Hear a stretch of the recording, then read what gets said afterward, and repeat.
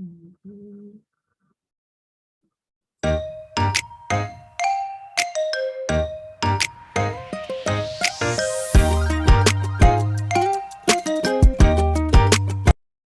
Good evening, and welcome to Conversations with Entrepreneurs. I am your host, Salethia Brown with Mahogany Productions, and I'm joined here tonight with my co-host. Let's start with you tonight, Chanel Hello, hello. Good evening, everyone. Chanel here with Moonglade Travel. Happy to see everyone tonight. and Dion. Good afternoon, everyone. Glad you could be with us. Praise the Lord, saints. And Jeff. Everybody, it's Jeff White with Jeff White Fitness Solutions. I want to thank you for being with us. God is good.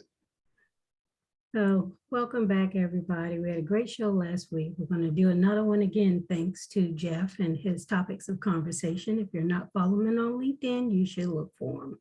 Tonight's conversation is going to be, can your business survive without social media? So, we're going to let Chanel start that conversation. All right. Well, I'll go ahead and get us started. And I'm sure Jeff will chime in with all his nuggets. But when I saw the topic, well, one, I think what sparked this conversation was Facebook and Instagram being down last week. And it was like the world stopped. Everybody was freaking out. They didn't know what to do, how to do it. And it really was crazy to me because I'm like, is it that serious? I am not a social media guru. I don't keep my nose in either one of those apps all day. But I mean, it is a critical part in a business, we all know. But I was just, baffled by the number of people who really were, all out of whack because these two apps were down for several hours of the day. So I'm glad we had this topic to talk through. But some things that came to me on the topic of can your business survive without social media is it should be able to. I think we need to get out of the mindset of having social media for likes and using social media as a tool or a strategy to get more sales and to build relationships with your potential clients. But for me, some of the other strategies that I like to use in my business is email marketing. That's usually the first line of communication or one of the major lines of communications that I communicate with my clients, especially my existing customers or potential existing customers. So I think one of the rules and strategies would be, yes, use social media as a way to kind of engage your audience, but also you want to collect that information. You want to be getting emails. I think another thing that's popular now is getting phone numbers. A lot of businesses are using text messages to communicate, different promotionals and sales and lead magnets, but definitely want to get that email address for clients. And that's one of the tools that we use. We send out a monthly newsletter, just sharing travel tips, positioning ourselves as that industry expert, sharing resources and updates that way as a strategy. Sounds probably crazy and old fashioned, but snail mail, once a year I send out just thank you cards to my clients. Just put them in the mail, a nice little cute postcard to say thank you for allowing us to assist with crafting your dream vacations. And I think that goes a long way. I don't need social media to do that.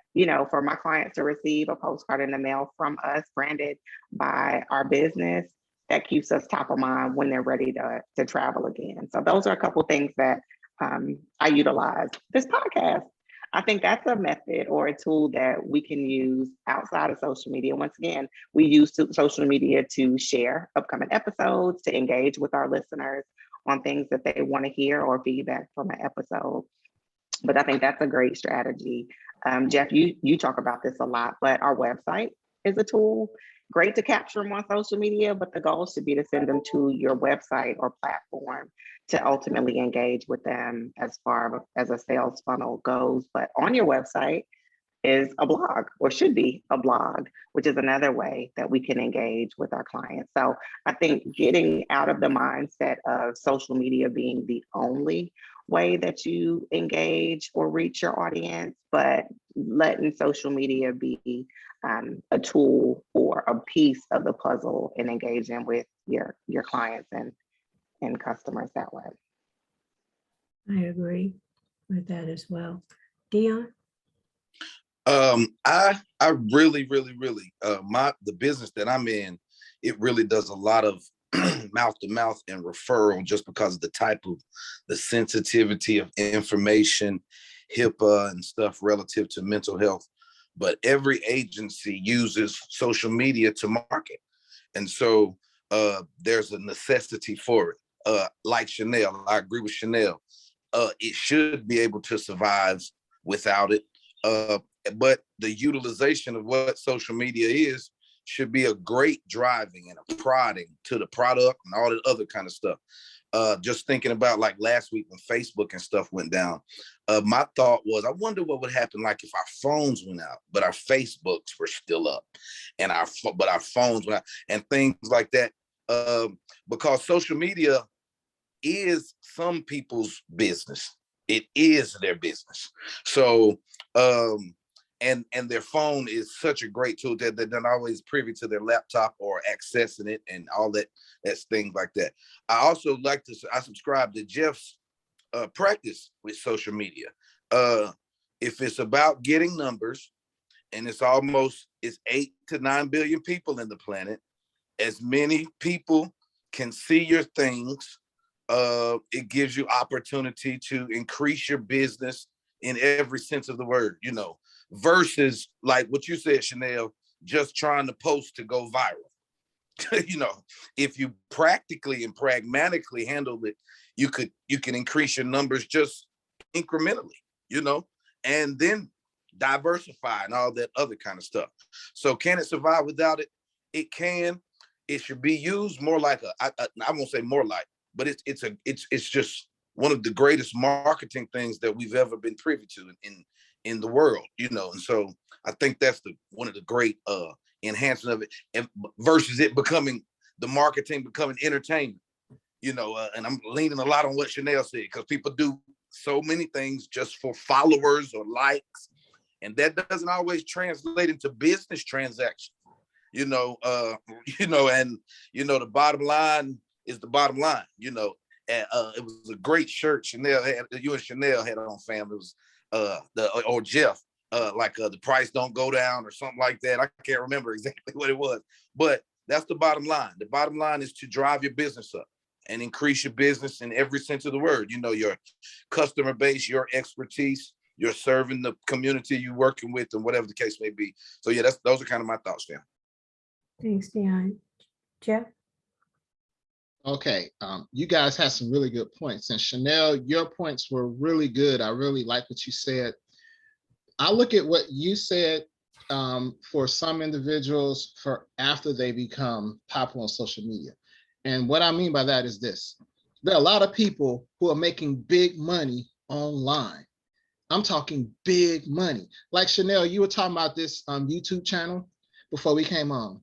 And I looked it up, and they have, bear with me guys, I'm gonna tell you, he has 2.37 million subscribers, okay? He's making money off that YouTube channel. He's making some really good money off that YouTube channel because it's monetized. And with YouTube and Instagram and TikTok, you make money based on followers. If you get people to follow you, you making some decent money. Now, the thing about the Facebook, you can make money on Facebook, Twitter, all that. And so for a lot of people, this is their business. That's how they make their money. So when that site goes down, their revenue is gone. So even if it's 2 or 3 hours, they lost money. So the problem is for a lot of people on social media who make money like this, if that site goes down, they're screwed because that's their primary source of income. And so when I made my post on this, I was looking at it from that perspective, okay, which is slightly different from what you guys are talking about. This is how they're making their money. This is why a lot of people are not going back to that regular 9 to 5. Why should they go back to a regular 9 to 5 and deal with crazy customers and barely minimum wage jobs when they can make a whole lot of money online, having fun doing what they want to do? So if that site goes down, they're screwed. They're screwed. And so last week we were talking about this, and I was thinking to myself, it's like, well, I do a lot of my stuff online too. So if my internet goes down and my social media goes down, how would I survive? So I started, thinking. That's when some of the stuff Chanel was talking about comes into play. You got to have a website. Yes, you got your TikTok. Yes, you got your YouTube, but you got to have a website also, because if YouTube takes you down. And I don't know if people notice this, but a lot of people get banned on social media. They get banned on Facebook, they get banned on YouTube, they get banned on TikTok. If you got over 100,000 followers or subscribers and you lose that like that, you got no way to reach out to them, you're screwed.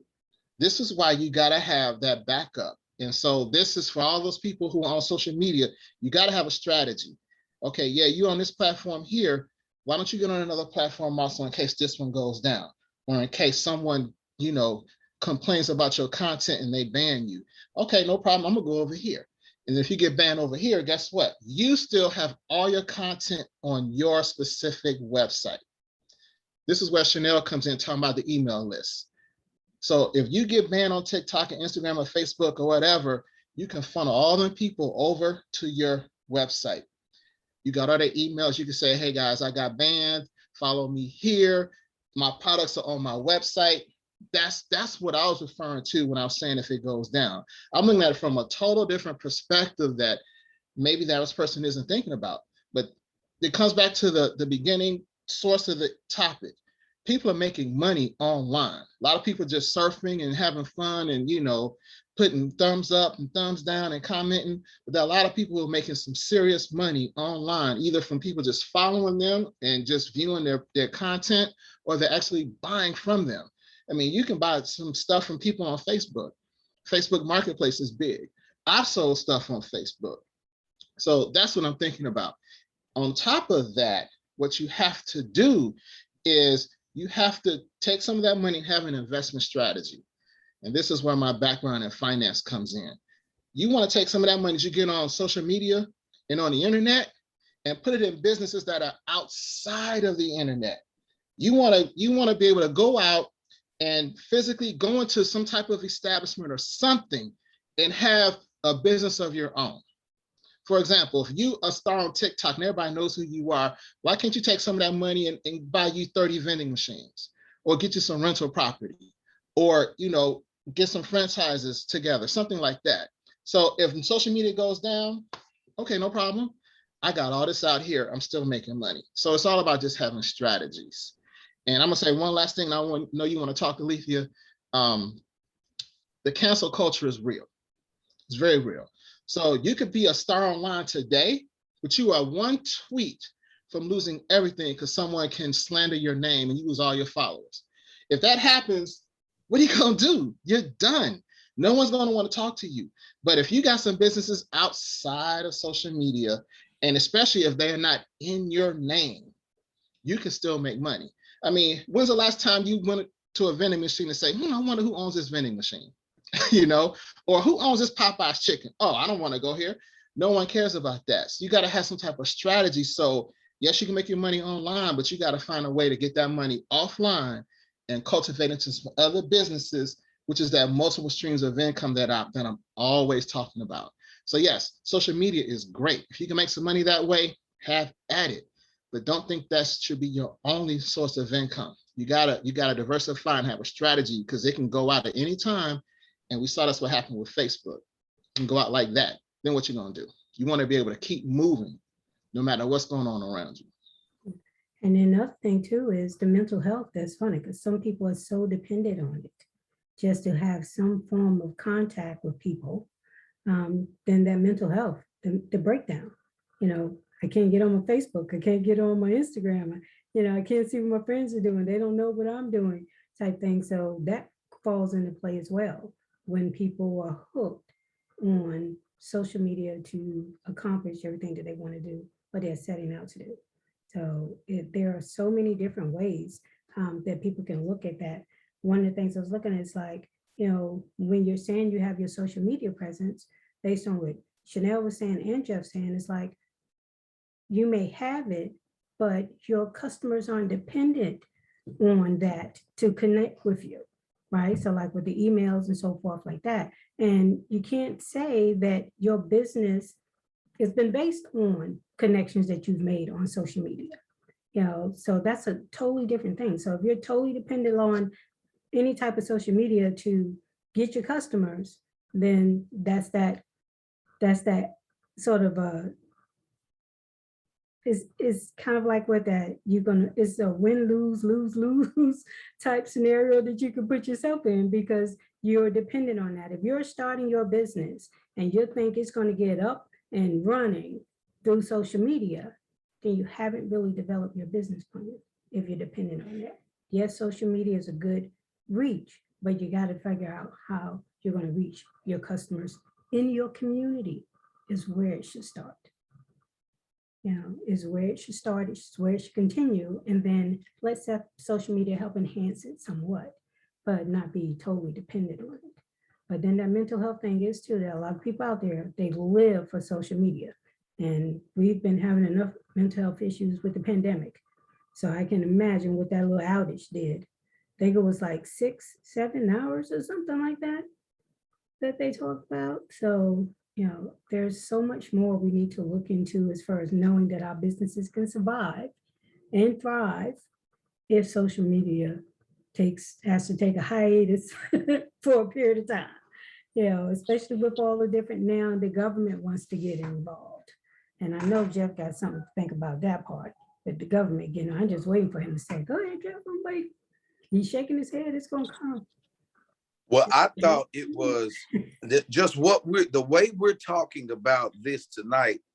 It's like, and I don't want to say I sound like too late to the party, but this is the evolution of entrepreneurship.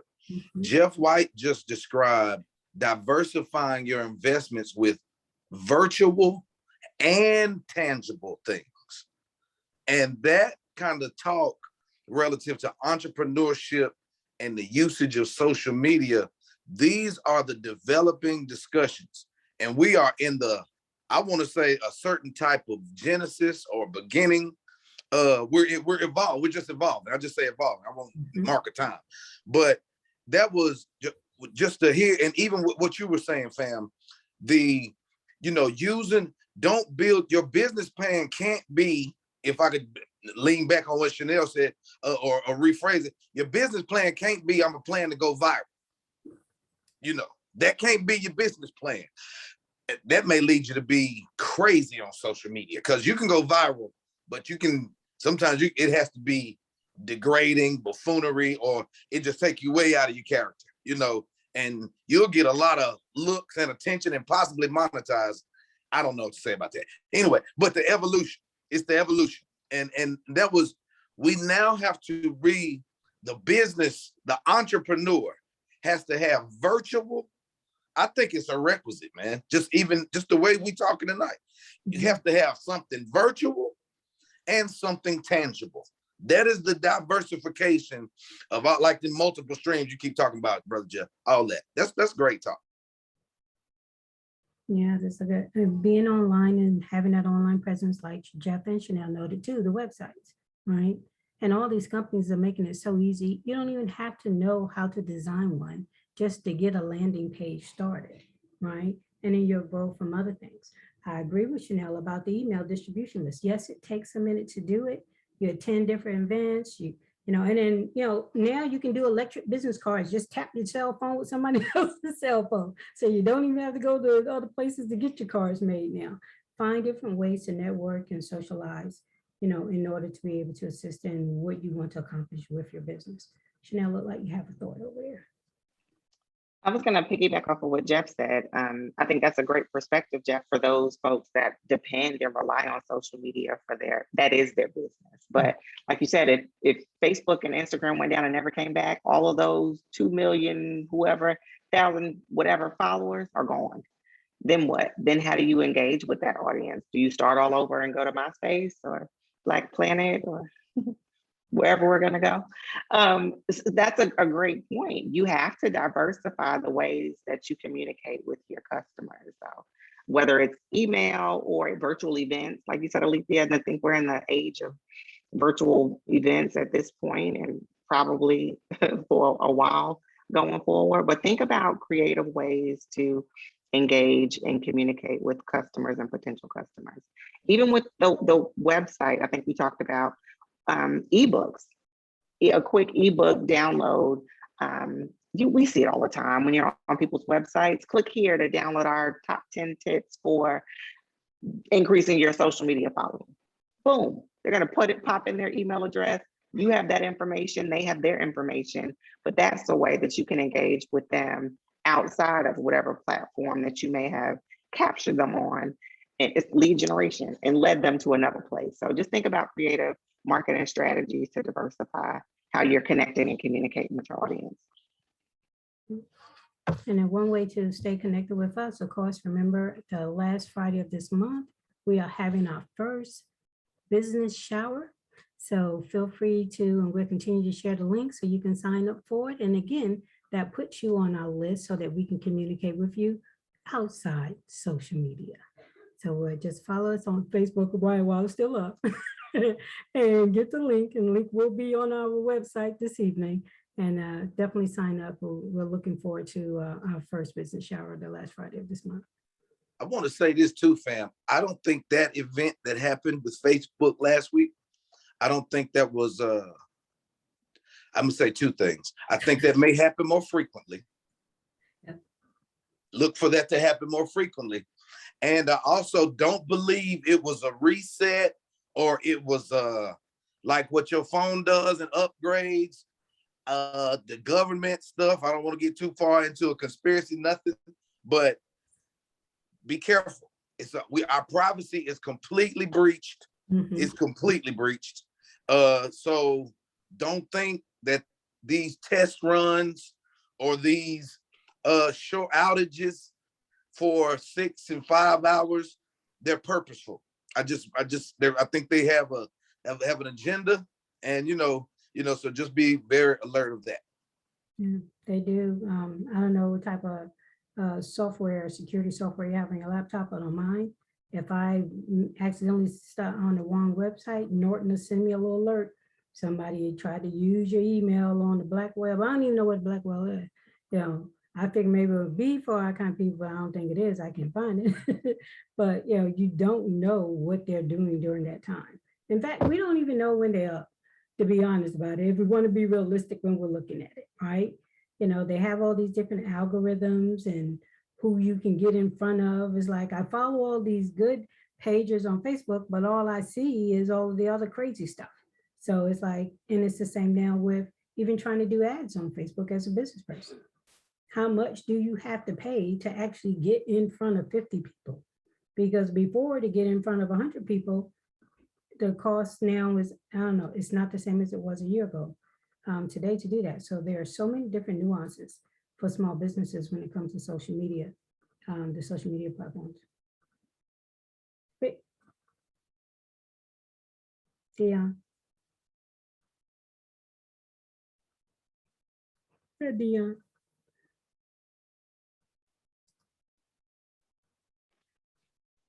Oh, that's Chanel. Oh, okay. Yeah, it's Yeah, actually okay. dark. It's the dark web. Yeah, I was like, what?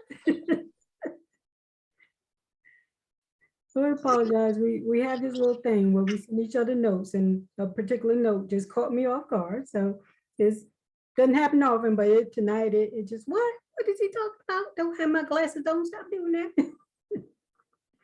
Jeff, you were saying? When he unmutes, it can. Yeah, it's the dark web. Yeah, but that's where a lot of unscrupulous stuff can go on. But like everyone was saying, you just got to be real careful with the internet. They can track you, they can monitor you, they can ban you, and you just have to remember that, especially if you're doing business online. I've gotten to the point where I started recording certain interviews that I find like on YouTube, because I don't know if that channel's going to be banned, in the future, so I can reference it. But you just have to have a strategy. And I'm gonna say that a lot of us, we just don't have that that business sense. And it's not no one's fault in particular. It's the fact that we were brought up to think you just need that one income or that one paycheck and you're good to go. Whether it's working for a 9 to 5 or you got some type of your own business, you still seeing it as one paycheck. So you got to have multiple ways of generating income, because you can lose that source of income at any time. Then, especially with the pandemic, a lot of people, a lot of businesses, they suffered because they were brick and mortar, but they never built that online relationship. Now you see on the flip side, you see Facebook going down, you see people getting banned off social media. So now you got to learn how to use Chanel's word, pivot, and know how to balance both. And Dion, you said it better than I did, actually, the tangible and the virtual. You got to learn how to have both. That's where that business savvy comes in. That's where you have to keep learning, growing, and evolving as a person and as a business person. Because yes, you can be an internet superstar. You can have thousands and millions of followers, but you still got to have that business savvy, because you got to know what to do with that money. Don't go out and buy a Lamborghini. Go out and create another business that can generate revenue for you, and use the revenue from that other business to get your Lamborghini. And it took me a while to figure out what that meant. You don't take the money you get from your main business and go buy stuff. You take the money from your main business and buy assets that can make you more money. And the money you get from that other business, that's when you buy your toys. See, that's what wealthy people do. You don't see that. All you see them is just buying the cars and the fancy watches, but you don't see the businesses that are making money from them behind the scenes so they can buy that stuff. So if you're making money, whether it's social media, whether it's a brick and mortar, whatever, you got to create another business on the side that no one has to know about, that you don't really talk about, but it's going to make money for you. And that is where you get your play money from. And that's how people got to think about it, especially with your social media stars. Making money while you sleep. That's the whole key. Make money while you sleep. And then I think one thing we look at is like, you can't say, oh, well, I'm not doing anything to get banned. Well, you may not think so, but Facebook rules may say so. And we have to look at it. If a president could get banned, why can't we? There is no sky's the limit type thing on who they can ban.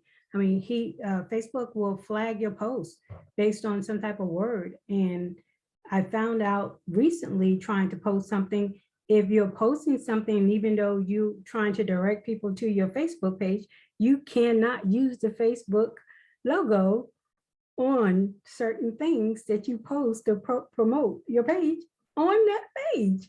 So I didn't know that's the case. So you have to be very particular, because their rules change and we're just not privy to it until we find out someone. I gotta say something on that. I'm so glad you said that. I am not a fan of the former president. I never liked him. I never will. I'm not a Democrat or Republican, but what they did to the former president that I do not like set a really bad precedent going forward, because they banned him from all social media. And people like, yeah, I don't like him. That's great. How do you know they won't ban you? That's the part people don't think about. Yes, I didn't like what he said, but how do you know somebody won't like something that you said tomorrow or 6 months or a year from now? Then you ban from all social media. So it's a really dangerous precedent that we're setting. As a matter of fact, on Facebook, I copied a link. I submitted a link on someone's page on a post, and I was talking about the vaccine, and it was a scientific study, and my post got banned, saying it was I forget what they said, but it went against the principles. It wasn't even my wording. It was a link to an actual published study, and they banned it and deleted it. So you got to be real careful. You may think you're doing okay, but they can still come after you. Yeah, because we've been banned from being able to even advertise some of our posts because you post something that they didn't like. So it's a catch-22 no matter how you look at it, and like we're saying, it's like, just don't be overly dependent on it. Have your backup, create your contact list, create your resources, have a website, all these different things so you can control how you're able to communicate with the customers you have and the ones that you're seeking. I think what we have to remember about a lot of these social media apps and platforms is that they're a business and they have their policies and their procedures and all of that. It's not just a free platform for us to go and post whatever we want and say whatever we want. We've learned that, like you said, Jeff, through those examples that you mentioned. So keep that in mind as well when you're going out and sharing information about your business or even personally. Like you said, Dion, once it's out there, it's out there. And social media could be, I mean, it could be good for business, it could be bad for business. You know, people are quick to share all the negative or, you know, the bad reviews easily. So keep those things in mind when we're using social media as a tool or a strategy for our businesses, but then also in our personal lives as well. I agree. So let's start. I'm gonna let you know, since you were already talking, I'm gonna let you start with last words. I think I'll just kind of ditto on that. Social media is a tool and a strategy. Look at additional ways to diversify how you communicate with your audience and your customers, and create engaging strategies outside of social media to make those connections and build those relationships. Jeff? Yeah, I'm gonna just echo what everyone has said tonight, especially Chanel.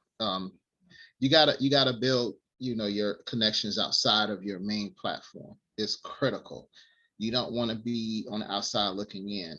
It takes time to build those outside businesses. Just like it took time to build your followers, it's going to take time to build that business outside of your main social network.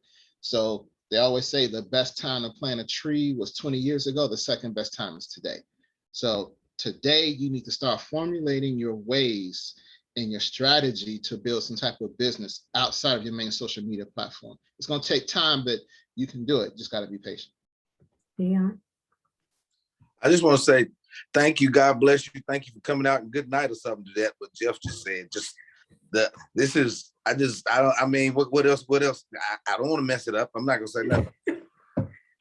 Well, I'm not gonna be the last one to say something and mess it up, so I'm gonna put my amen on what Chanel said. I'm gonna put my amen on what Jeff said, and I'm putting my amen on what Dion said. And at the end of the day, again, if we're entrepreneurs or small business owners, we need to control how we can communicate and generate the customers that we're seeking to grow our businesses. So with that, we'll say, October is also Let's Talk Month. We're talking, we're going to keep talking, and we hope you'll continue to join us. And with that, we'll say, have a great evening, and we will see you again soon.